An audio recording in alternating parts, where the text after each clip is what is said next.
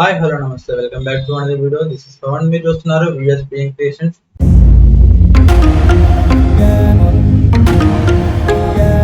Friends, ఈ రోజు మనం Qgis అండ్ Autocad యూస్ చేసి ECW ఫైల్ అండ్ CAD లో డ్రా చేసిన FMS ఎలా అలైన్ చేయాలో, ఎలా ఇన్సర్ట్ చేయాలో ఈ వీడియోలో తెలుసుకుందాం.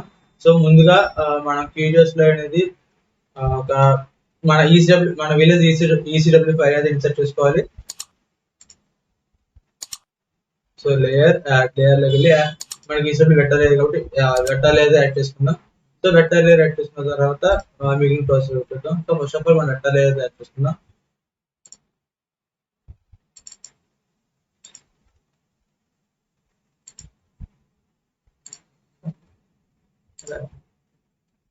సో మనకి ఈసబ్ల్యూ ఫైల్ అనేది యాడ్ అయిపోయింది.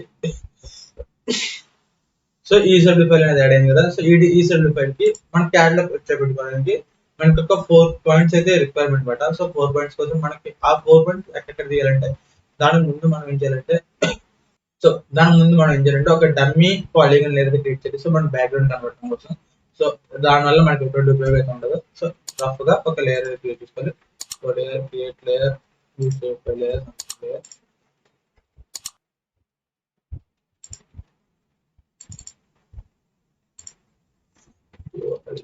polygon and Java table 6 polygon and okay. So polygon layer create అయిపోయింది. సేమ్ అదే విధంగా పాయింట్ లేయర్ కూడా మనకి కావాలి. సో పాయింట్ లేయర్ మనకి ఇంపార్టెంట్ అనమాట. సో పాయింట్ లేయర్ కూడా క్రియేట్ చేసుకోవాలి. సో మనకి ఇందులో పాయింట్ లేయర్ అనేది ఇంపార్టెంట్ అనమాట. సో పాయింట్ లేయర్ క్రియేట్ చేసుకుందాం. So create layer new shape layer లోకి వెళ్ళి ఇక్కడ పాయింట్ లేయర్ క్రియేట్ చేస్తున్నాం అనమాట. పాయింట్ లేయర్ వేస్తున్నా. సో సేవ్ చేయండి. సో సేవ్ చేసిన జామెట్రీ వచ్చేసరికి పాయింట్ సెలెక్ట్ చేస్తుంది. పాయింట్ సెలెక్ట్ చేసుకున్న తర్వాత ఓకే ప్రెస్ చేయండి. సో మనకి పాయింట్ లేయర్ కూడా క్రియేట్ అయిపోయింది కదా. సో పాలిగన్ లేయర్ కిందకి డ్రాగ్ చేసేది. మనకి ఇక్కడ ఆర్డర్ లో మనకి కింద ఉన్న వాళ్ళు ఏంటంటే మనకి ఈసబ్ల్యూ ఫైల్ మొత్తం ఓవరాల్ కనిపిస్తుంది బ్యాక్గ్రౌండ్ లో. సో పాలిగన్ లేయర్ చేసి సో దాని మీద ఒక రఫ్ గా అయితే పాలిగన్ గీయండి. మినిమైజ్ చేసి ఇలా ర్యాండమ్ గా గీయండి. సో మనకి గీసిన తర్వాత మనకి చుట్టూ కూడా బ్యాక్గ్రౌండ్ అనేది కనిపిస్తుంది కదా. మన ఈసబ్ల్యూ ఫైల్ యొక్క అవుటర్ బౌండరీ అనేది కనిపిస్తుంది కదా వైట్ హ్యాండ్స్ లో. సో ఈ వైట్ ఎడ్జెస్ కి మనం పాయింట్స్ అయితే క్రియేట్ చేయాలన్నమాట. సో పాయింట్ లేయర్ లో పాయింట్ లేయర్ తీసుకుని ఎనేబుల్ చేస్తాం అన్నమాట.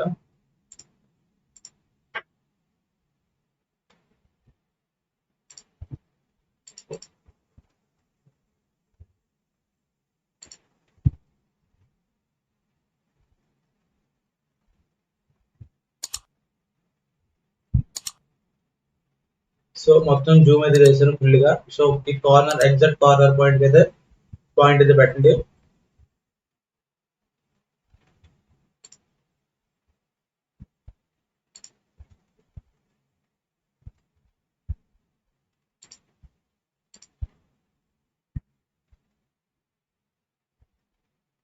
సో ఇక్కడ పాయింట్ ఇచ్చింది కదా.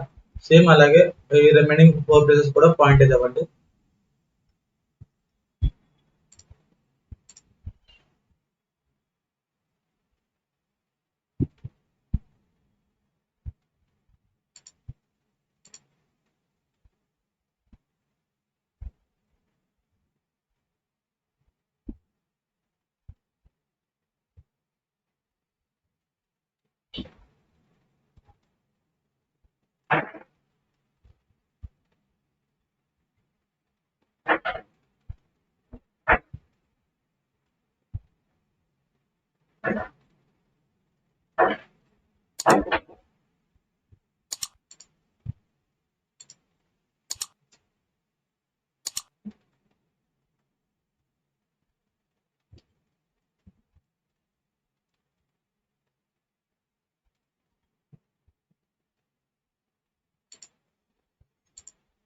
సో ఎగ్జాక్ట్లీ 4 కార్నర్స్ లో కూడా మనం పాయింట్ అయితే ఇవ్వాలి. సో పాయింట్ ఇచ్చిన తర్వాత మనం ఈ పాయింట్ లేయర్ అనేది ఎక్స్పోర్ట్ చేసుకోవాలి DXF కింద. ఫస్ట్ ఆఫ్ ఆల్ సేవ్ చేసుకున్నాం ప్రాజెక్ట్ ని.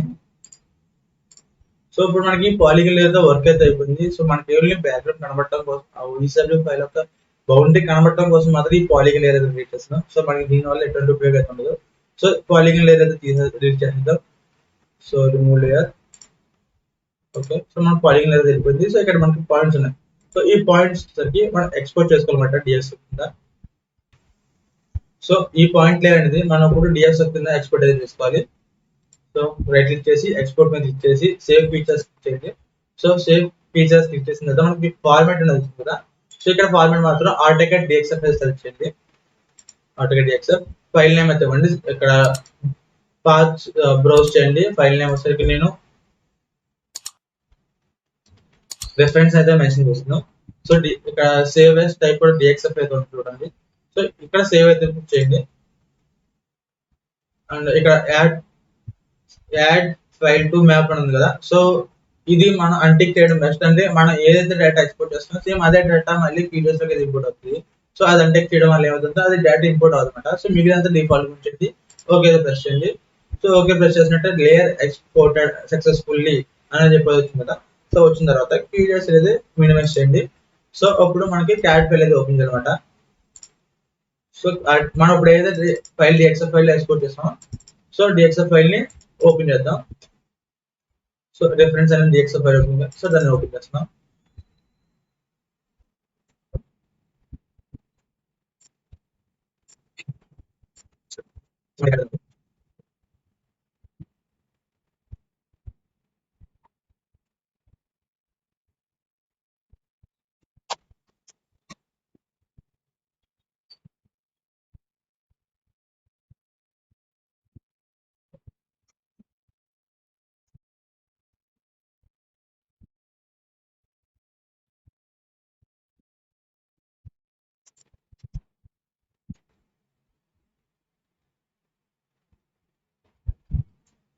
సో మనకి క్యాడ్ ఫైల్ అయితే ఓపెన్ కదా. సో సో మనం జూమ్ చేసుకోవచ్చు అనమాట. జూమ్ చేసుకుని మనం డిఎక్స్ఎఫ్ చేసిన 4 పాయింట్స్ వస్తున్నాయి కదా. సో ఇవి మన 4 పాయింట్స్ కోఆర్డినేట్స్ అనమాట. సో మనకి అక్కడ ఏ కోఆర్డినేట్స్ అయితే మనం పాయింట్లు అయితే క్రియేట్ చేసి ఇచ్చామో సేమ్ అయ్యే కోఆర్డినేట్స్ కి పాయింట్స్ అయితే వచ్చినాయి అనమాట. సో దీంట్లో మన ఈజెడ్ ఫైల్ ఎలా ఇంపోర్ట్ చేసుకోవాలో తెలుసుకుందాం. విత్ కోఆర్డినేట్స్ ఎలా కూర్చోబెట్టాలో కూడా. So first of all CAD లో మన హోమ్ అనే ఆప్షన్ బట్టి ఇన్సర్ట్ అనే ఆప్షన్ ఉంది చూడండి టాప్ లెఫ్ట్ కార్నర్ లో. సో ఇన్సర్ట్ అని క్లిక్ చేసి అటాచ్ అనేది క్లిక్ చేయండి. అటాచ్. సో అటాచ్ క్లిక్ చేసిన తర్వాత ఒక ఫైల్ అది అటాచ్ చేయాలని చూపిస్తుంది ఎక్కడ ఉంటుంది. సో మనం ఈసబ్లీ ఫైల్ అయితే సెర్చ్ చేసుకోవాలి. మన ఏ ఫైల్ అయితే మనం Qgis లో క్యాడ్ లో ఇంపోర్ట్ చేసుకున్నాం మనం ఈసబ్లీ ఫైల్ దాన్ని అయితే సెర్చ్ చేసి ఓపెన్ అయితే ప్రెస్ చేయండి. సో ఓపెన్ ప్రెస్ చేసిన తర్వాత స్పెసిఫిక్ ఆన్ స్క్రీన్ అని వస్తుంది. Specific on scale and intersection points అని వస్తాయి. సో డిఫాల్ట్ గా ఓకే అయితే ప్రెస్ చేయండి. సో ఒక పాయింట్ రఫ్ గా ఒక పాయింట్ అయితే క్లిక్ చేసి స్క్రోల్ చేయండి. మనకు ఒక సైజ్ ఒక రఫ్ ఒక సైజ్ వరకు. సో అది వచ్చిన తర్వాత సో ఇది మన ఈసబ్లీ ఫైల్ అనమాట. సో జూమ్ చేసినా కూడా మనకి క్లారిటీగా అయితే కనిపిస్తుంది. యాజ్ Qgis లో కనిపించినట్టే మనకి క్లారిటీగా అయితే వస్తుంది మనకి ఇంకా కూడా. సో దీన్ని మనం ఈ కోఆర్డినేట్స్ కి అలైన్ చేసుకోవాలన్నమాట. ఒక 2 పాయింట్స్ అలైన్ చేసుకుంటే మనకి అది ఎగ్జాక్ట్ గా అయితే కూర్చుంటది స్కేల్ తో. సో సెలెక్ట్ చేసుకున్న తర్వాత ALIGN అనే కమాండ్ అయితే టైప్ చేయండి. సో ఆల్రెడీ సెలెక్ట్ చేసాం కాబట్టి 2 రెఫరెన్స్ పాయింట్లు అయితే అన్నమాట. సో ఈ కార్నర్ నుంచి ఈ కార్నర్ కి రెఫరెన్స్ అయితే ఇస్తున్నా. అలాగే ఈ కార్నర్ నుంచి ఈ కార్నర్ కి రెఫరెన్స్ ఇస్తున్నా. అండ్ ఎంటర్ ప్రెస్ చేస్తున్నా. అండ్ స్కేల్ చేయాలా అని అడుగుతుంది. సో ఎస్ అయితే క్లిక్ చేయండి. ఎస్ మీద క్లిక్ చేసి సో మనకి విత్ స్కేల్ తో ఆ పాయింట్స్ కి మనకి అలైన్ అయితే అయ్యడం జరిగింది. సో సో మీకు ఇంకా క్లారిటీగా కావాలంటే మనకి యూటిలిటీస్ లో పాయింట్ ఐడీస్ ఉన్నాయి కదా, పాయింట్ సిస్టమ్ స్టైల్స్ ని మార్చి చూస్తే మీకు అయితే ఎగ్జాక్ట్ కార్నర్ లో మీకు అయితే కనిపిస్తుంది అనమాట. సో ఎగ్జాక్ట్ అయితే కూర్చుంటది. సో ఈ విధంగా మనం ఈసబ్లీ ఫైల్ అయితే ఆటోకాడ్ లో ఇంపోర్ట్ చేసుకుంటాం. సో ఇంపోర్ట్ చేసుకున్న తర్వాత మనం ఆల్రెడీ సో దాన్ని సేవ్ చేసినప్పుడు ఏంటంటే మనం DXF కింద కానీ DW కింద సేవ్ చేసుకోవాలి. జనరల్ గా DW సేవ్ చేసుకోవాలంటే మనకి ఫైల్ సైజ్ అయితే తక్కువ ఉంటుంది ప్రజెంట్. తర్వాత మనం Qgis లో మళ్ళీ ఇంపోర్ట్ చేసుకుని DXF కింద కనెక్ట్ చేసుకోవచ్చు. సో ప్రజెంట్ నేనైతే DW కింద కనెక్ట్ చేస్తున్నా. ఫిక్సింగ్ అనే నేమ్ చేస్తున్నాం. సేవ్. సో ఫిక్సింగ్ అనే నేమ్ తో మనకి DWG అయితే సేవ్ అయింది. సో ఇప్పుడు మనం ఆల్రెడీ డ్రా చేసుకున్న క్యాట్ ఫైల్స్ అయితే తీయాలన్నమాట. సో క్యాట్ ఫైల్ అయితే ఇంపుట్ చేసుకున్నాం దాంట్లోకి.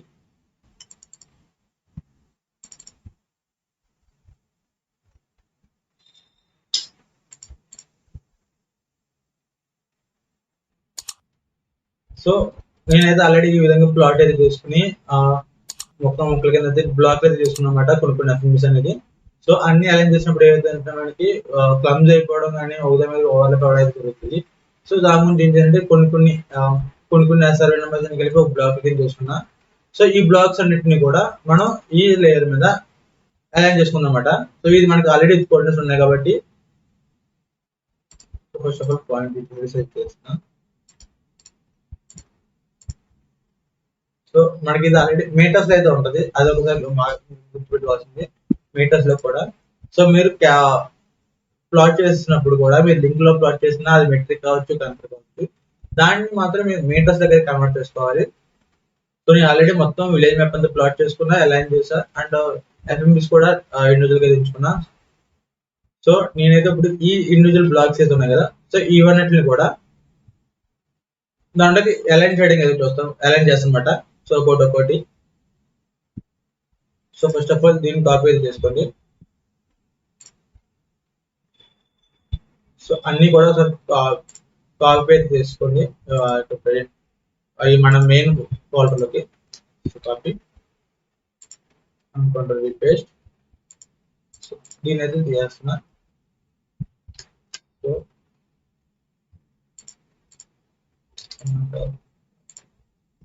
సో ఈ విధంగా వచ్చిన తర్వాత ఫస్ట్ ఆఫ్ ఆల్ దీన్ని సెలెక్ట్ చేసుకుని మూవ్ చేసి మూవ్ అండ్ రొటేట్ తో మాత్రమే వీటిని మనం అలైన్ చేయాలన్నమాట. సో మూవ్ అండ్ రొటేట్ తోటే అలైన్ చేయడానికి ట్రై చేయండి. సో మనకి ఈ జంక్షన్ అయితే ఎక్కడైతే సెట్ అవుతుంది సెలెక్ట్ చేయండి. సో ఫస్ట్ ఆఫ్ ఆల్ మీకు రఫ్ గా అయితే మనం ఒక పాయింట్ అయితే ఫిక్స్ చేసుకోవాలి.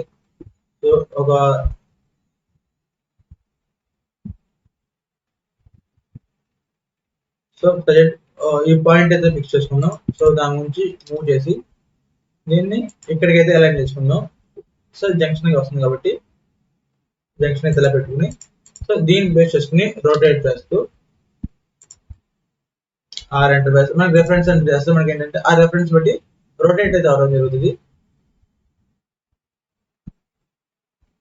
సో మనకి ఈ జంక్షన్ ఇక్కడ రావాలని ఐడియా వస్తుంది కదా. సో స్లోగా జరుపుకుందన్నమాట. మనకి ఎక్కడికైతే మొత్తం మనకి అప్లయన్స్ ఆన్ గ్రౌండ్ గొట్లు మ్యాచ్ అవుతున్నాయో సో అక్కడికి ఎలా జరుపుకుందాం. సో మనకి ఒక 2-3 ఐటమ్స్ చేస్తున్నాం కానీ మనకి ఎగ్జాక్ట్ గా అయితే కూర్చోదు. సో మనకి ఎక్కడైతే ఎగ్జాక్ట్ గా కూర్చుంది అనుకుంటున్నాం, సో అప్పుడు మనకి సాటిస్ఫై అయ్యేదాకా కూడా దీన్ని రొటేట్ అయితే చేసుకోవాలి. రొటేటెడ్ మూవ్ అండ్ రొటేట్ తోటే మాత్రమే ఇట్లా కూర్చోబెట్టాలన్నమాట.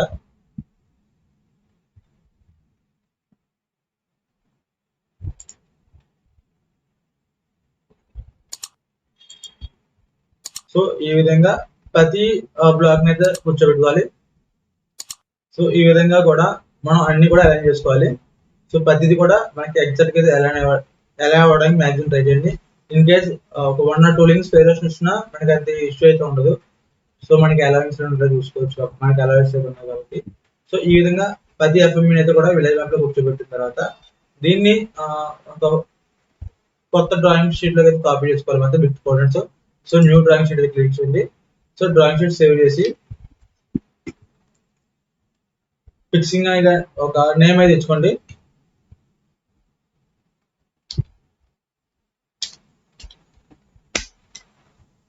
సో అప్లై చేస్తున్నా. సో ఇప్పుడు దీన్ని అయితే కాపీ చేయాలన్నమాట. సో మొత్తం అలాగా కాపీ చేసి మన ఈసెబుల్ ఫైల్ అయితే అన్సెలెక్ట్ చేసేయండి. సో మనకి మెయిన్ ఫైల్ వచ్చింది కదా. సో దీన్ని అయితే సెలెక్ట్ చేసి Ctrl+C అయితే ప్రెస్ చేయండి. Ctrl+C ప్రెస్ చేసిన తర్వాత మన ఈ విలేజ్ మ్యాప్ లోకి వచ్చేసిన తర్వాత రైట్ క్లిక్ ఇచ్చి క్లిప్ బోర్డ్ లో పేస్ట్ టు ఒరిజినల్ కోఆర్డినేట్స్ అయితే క్లిక్ చేయండి. సో మనకి ఏదైతే కోఆర్డినేట్స్ తో అక్కడ అలైన్ చేసామో సేమ్ అదే కోఆర్డినేట్స్ కి జూమ్ ఇన్ చేసుకోండి. సో జెడ్ అంటే ఏంటి ద్వారా సో మనకి ఎఫ్ఎంఈ అనేది కోఆర్డినేట్స్ అయితే కూర్చోవడం అయితే జరిగింది. సో దీన్ని సేవ్ యాస్ చేసుకోవాలన్నమాట. DXF కింద. సో మనం ఇలా చేసిందని DXF కింద సేవ్ చేసుకోవాలి. So DXF and village map 1 అనేది వచ్చాను అండ్ సేవ్. సో మనకి విలేజ్ మ్యాప్ 1 అయితే DXF సేవ్ అయింది కదా. సో ఇలా ఉంటుంది తర్వాత మనం ఇప్పుడు సో Qgis ఓపెన్ చేసిన తర్వాత ఇక్కడ యాడ్ వెక్టర్ లేయర్ యాడ్ చేసుకోవాలన్నమాట. Add vector layer. సో మనం అక్కడ ఏదైతే మనం ఇచ్చామో విలేజ్ మ్యాప్ అని చెప్పి, సో విలేజ్ మ్యాప్ 1 అనేది DXF ఇచ్చింది కదా. సో క్లిక్ చేసి ఓపెన్ చేయండి. So add layer and okay. చూడండి మనకి ఈ విధంగా ప్రతి FMB అయితే కూడా మనకి విత్ మోడల్స్ అయితే Qgis అయితే కూర్చున్నాయి. సో ఈ విధంగా మనం FMBs అన్నింటిని కూడా అలైన్ చేసుకుని Qgis అయితే కూర్చోబెట్టుకోవచ్చు. సో మనకి ఇందులో GP లైన్ కూడా ఫిక్స్ చేసిన సింపుల్ గా అవుతుంది. ఈ GP లైన్ అన్ని కూడా మనకి ఒక 2-3 పాయింట్ రిఫరెన్స్ చేసుకుని అది భూమి మీద స్ట్రైక్ అవుట్ చేసుకున్న పర్లేదు, అక్కడ భూమి మీద రిఫిక్స్ చేసుకుని ఆ పాయింట్ తీసుకుని దీంట్లో ఇంపోర్ట్ చేసుకున్నా మనకి ఎంతెంత డిఫరెన్స్ వస్తుందో మనకి అది క్లారిటీగా తెలుస్తుంది. మనకి ఇలా చేయడం వల్ల మినిమల్ డిఫరెన్స్ అయితే వస్తుంది. ఎగ్జాక్ట్ గా కూర్చుంటది అని కూడా మనం చెప్పలేము, కానీ మినిమల్ అయితే వస్తుంది. సో ఈ విధంగా అయితే మనం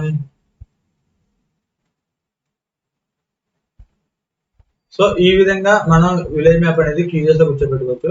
సో ఈ వీడియో మీకు నచ్చినట్లయితే please like, share, comment and subscribe to VSPN CREATIONS.